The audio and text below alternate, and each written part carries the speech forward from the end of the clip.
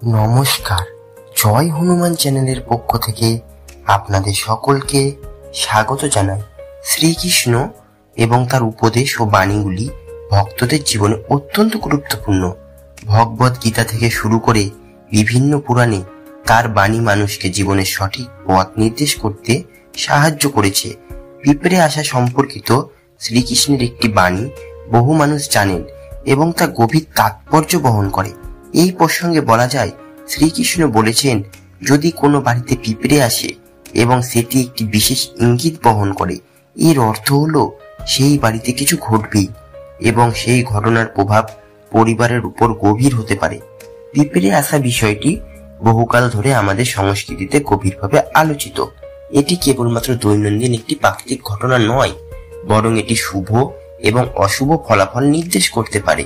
শ্রীকৃষ্ণের শিক্ষায় এমনটাই বলা হয় যে প্রকৃতির প্রতিটি উপাদান জীবের সাথে গভীরভাবে যুক্ত। পিঁপড়ে বা অন্যান্য প্রাণীর কার্যকলাপ এক বিশেষ বার্তা দেয় যা আমাদের জীবনকে প্রভাবিত করতে পারে। পিঁপড়ের আগমনের সম্ভাব্য বার্তা। শ্রীকৃষ্ণের মতে বাড়িতে পিঁপড়ে দেখা কিছু বিষয়কে ইঙ্গিত করে। এটি কখনো সুখ এবং সমৃদ্ধির বার্তা দেয়, আবার কখনো এটি সমস্যার সংকেত হতে পারে। তিনি বলেন, পিঁপড়ে মূলত মিষ্টি ও খাদ্যের প্রতি আকৃষ্ট হয়। যদি বাড়িতে পিঁপড়ে আসে তবে এটি বোঝায় যে সেই বাড়িতে ধনসম্পত্তি বা খাদ্যের প্রাচুর্য আসতে পারে। পিঁপড়ে যদি বাড়ির ভিতরে বড় লাইন করে চলতে থাকে তবে সেটি বাড়ির সুখ সমৃদ্ধির প্রতীক। শ্রীকৃষ্ণের শিক্ষায় পিঁপড়ার অশুভ প্রভাব। যদিও পিঁপড়ে সুখের বার্তা বয়ে আনে, তবুও কখনো কখনো এটি অশুভ ফলের প্রতীক হতে পারে। শ্রীকৃষ্ণ বলেছেন, যদি পিঁপড়েরা বাড়ির চারপাশে অস্বাভাবিকভাবে ঘোরাফেরা করে বা কোনো বিশেষ কোণ থেকে আসে তবে এটি পারিবারিক সমস্যা বা আর্থিক সংকটের ইঙ্গিত দিতে পারে। এটি আমাদের সতর্ক করে যে ভবিষ্যতে কোনো দুর্যোগ আসতে পারে এবং আমাদের সেই পরিস্থিতির জন্য প্রস্তুত থাকতে হবে। ধর্মীয় জ্যোতিষশাস্ত্রের দৃষ্টিকোণ। হিন্দু শাস্ত্রে পিঁপড়েদের আগমনকে শুভ অশুভ দুইভাবে দেখা হয়। শ্রীকৃষ্ণের বাণীর সঙ্গে মিলিয়ে দেখা যায়, যদি কালো পিঁপড়ে দেখা যায় তবে সেটি একটি শুভ লক্ষণ যা বাড়িতে ধনসম্পদের প্রভাব বৃদ্ধি করে। অন্যদিকে লাল পিঁপড়ে অশুভ লক্ষণ হিসেবে ধরা হয়, যা ঝগড়া, অশান্তি বা কোনো বিপদের সংকেত দিতে পারে।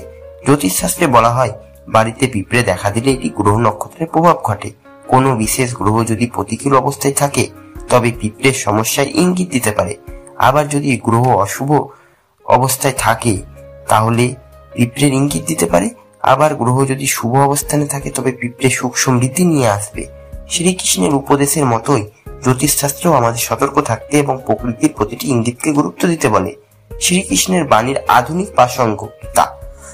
আজকের যুগে শ্রীকৃষ্ণের বাণীকে এক ধরনের প্রাকৃতিক পর্যবেক্ষণ হিসেবে ব্যাখ্যা করা হয়।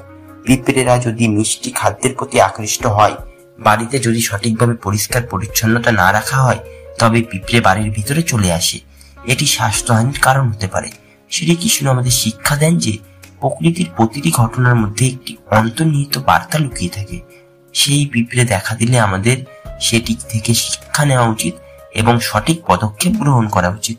উপরন্তু শ্রীকৃষ্ণের শিক্ষা আমাদের শেখায় যে পিঁপড়েদের মতো ছোট ছোট বিষয়েও গভীর মনোযোগ দেওয়া উচিত, কারণ এগুলি জীবনের গুরুত্বপূর্ণ সিদ্ধান্ত নিতে সাহায্য করে। যেমন পিঁপড়ের চলাচল দেখে ভবিষ্যতের সম্ভাব্য ঘটনাগুলি বোঝা যায়, তেমনি জীবনের ছোট ছোট ইঙ্গিতগুলিও আমাদের বড় সমস্যা সমাধানে সহায়তা করে। পরিষ্কার পরিচ্ছন্নতা বজায় রাখা। পিঁপড়ের আগমন দেখে বাড়ির অন্দর বাহির পরিষ্কার রাখার গুরুত্ব বোঝা যায়। শ্রীকৃষ্ণ বলেন, পরিষ্কার পরিচ্ছন্নতা হলো সুখ সমৃদ্ধির প্রথম ধাপ। পরিবেশ পর্যবেক্ষণ। পিঁপড়ের গতিবিধি পর্যবেক্ষণ করে পরিবেশ সম্পর্কে ধারণা পাওয়া যায়। সতর্কতা বজায় রাখা। যদি পিঁপড়ে কোনো অস্বাভাবিক চলাচল করে তবে সেটি নিয়ে সতর্ক হওয়া উচিত এবং প্রয়োজনীয় ব্যবস্থা নেওয়া উচিত। শ্রীকৃষ্ণের এই বাণী আমাদের প্রকৃতি এবং জীবনের সাথে যুক্ত থাকার গুরুত্ব শেখায়। পিঁপড়ের মতো একটি ছোট প্রাণীর আচরণ থেকে জীবনের বড় শিক্ষা গ্রহণ করা যায়। এটি আমাদের শেখায় জীবনের প্রতিটি ঘটনাকে গুরুত্ব দিয়ে বিচার করা উচিত এবং প্রকৃতির ইঙ্গিত অনুযায়ী সিদ্ধান্ত নেওয়া উচিত। শ্রীকৃষ্ণের এই শিক্ষা যুগ যুগ ধরে আমাদের পথ প্রদর্শক হয়ে থাকবে। ধন্যবাদ বন্ধুরা। ভিডিওটি যদি ভালো লাগে চ্যানেলটি অবশ্যই লাইক, কমেন্ট এবং সাবস্ক্রাইব করবেন।